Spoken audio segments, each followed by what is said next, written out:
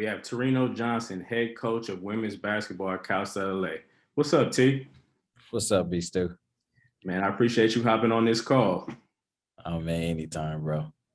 Well, let's just hop right into it and see how you get to it and answer these questions. What's one of the most memorable things that you learned in the business nature of coaching? I think one of the biggest things that I've learned is that this isn't about X's and O's. It's about making sure that people learn and understand that you love and care about them. And you do that stuff, then you know it makes the job more enjoyable and a lot easier. I have a question as well. Is it really true about the coaching trees? Is that a true thing for people out there that don't really know about coaching and stuff like that? Are there coaching trees that you should be a part of in order to, move further and have success in the coaching field? I think the coaching tree is absolutely true, but you got to create, and you have to create a way for yourself to be a part of that coaching tree. If you've played for someone in that coaching tree, you probably need to reach out to them.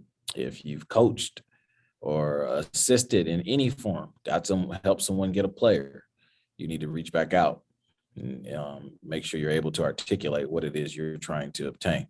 Either that's a coaching position, or maybe that's an executive position.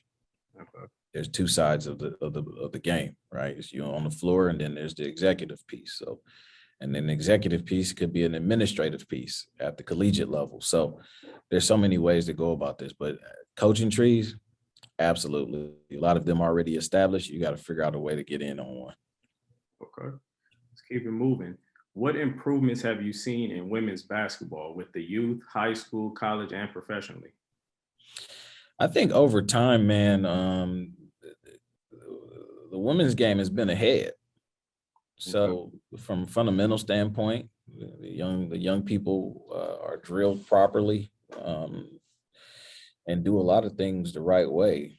Extra passes, setting great screens, being unselfish, being able to shoot the ball, right? Like whether it's shooting off the dribble or shooting off the catch, like just different ways. I think the game has been done properly on the women's side. It's just now being promoted, you know. But I think for all of the Shaquille O'Neals, you can go back and find a Lisa Leslie, all right, and a Swin Cash and a Gia Perkins, right, and a Maya Moore. You can continue. The list goes on. Lindsay Whalen. You can just keep adding people to that list. Jordan Canada. I think Jordan Canada is one of the best point guards, regardless of gender, in the game. Okay, that's big. Okay. Well, I'm gonna keep it going. What are three of your favorite things from coaching with USA basketball? Mm, USA basketball question. I think it's the camaraderie, being able to stay connected to people. That would be number one. Number two, I'd be a fool to tell you that it hasn't done anything for my career. It has done. It's done wonders for my career. People see that and they care about those titles. Okay. And then three, being able to actually have some levels and forms of input in the player development aspect of USAB. Right, being able to use that and being able to take it back home to LA and create programs that stem from just being part of USA basketball. So I would give it those three.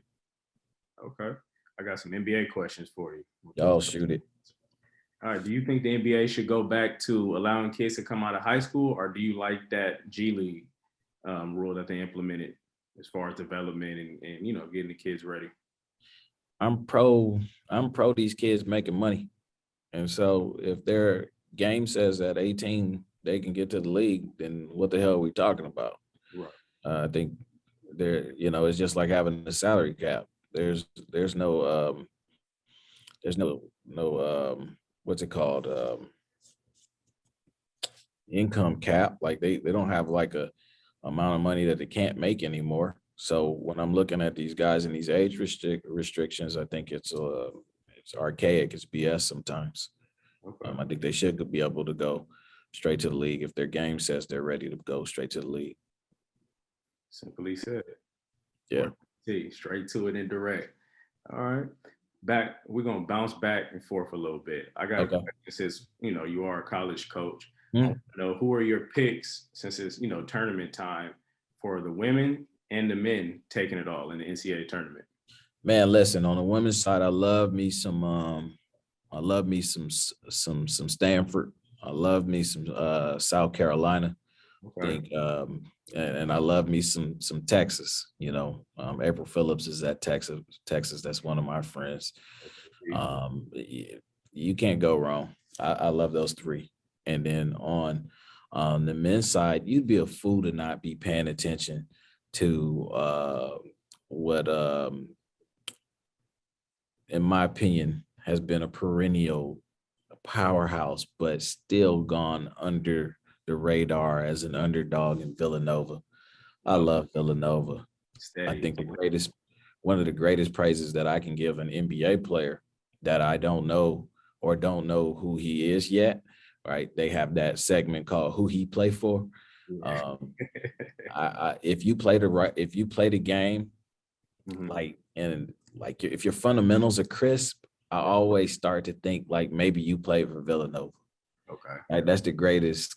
I think that's the greatest compliment I could pay a player who I'm not familiar with, is that damn, he probably played for Villanova. So on the men's side, I'd say Villanova as one of my picks. And you'd be a fool to not acknowledge again Shaheen Holloway, the job he's done over there.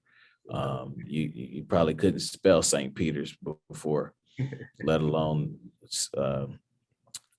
point out where it's at on the map. So he's put that school on the map, and I'm super excited about what that former PG of Seton Hall is doing as the head coach of St. Peter's. Okay. I noticed you gave me 3 teams for the women's side, so I'm gonna have to make it a little bit tougher. You got to select one. What team you gonna go with on the women's side? Because you named 3. I would go with Stanford. Stanford taking it. Okay. I would go with Stanford taking it. Okay. I got another one. Ron Artest or Baron Davis? Who's funnier? Oh, funnier? Ron Artest is funnier. Ron Artest is funnier. Yeah, BD, BD's funny. Okay. You know, this is gonna cause some problems. I'm just asking the question. That's all. Ron Artest is funnier, bro. I love those guys. I love them both, but that's not the question. I think Ron is funnier. BD does goofier things, so All right. You might get some phone calls or texts after this when people see it, but let's for wrap it up sure. with this last question and we'll go take it back to the NBA. In the NBA, who do you think is going to take it all and win the NBA championship this year? Whew. I really would like to see Chris Paul win a championship. I really like and love what Phoenix has done over the last 2-3 years, and just the growth of not just marquee players, but you see those fringe NBA guys start to find a real niche and a real home. Like Campaign is there, and he's not struggling, and he has an identity, and he's able to be vocal. I remember he had like a interaction with a Laker player where someone was screaming at him like, "Don't forget you was almost out of the league" or something inaudible, but of that along those lines. I don't remember the Lakers player's name, and I don't want their stands to come for me. But I would highlight the job that Phoenix has done from top to bottom with Monty, the GM, the players, Chris Paul, D-Book, and a lot of the other guys. Just so I would lean towards them, and then conversely, because I would say the Milwaukee Bucks, because they're the reigning champion, and I love what Drew Holiday does as a two-way player. He's guarding 1 through 4. Hell, 1 through 5s. He's strong enough to do it now. You see him down there battling. Arguably my favorite player in the league. And then Giannis just being incredible, and Chris Middleton. And so I think either one of those teams would win a championship this year.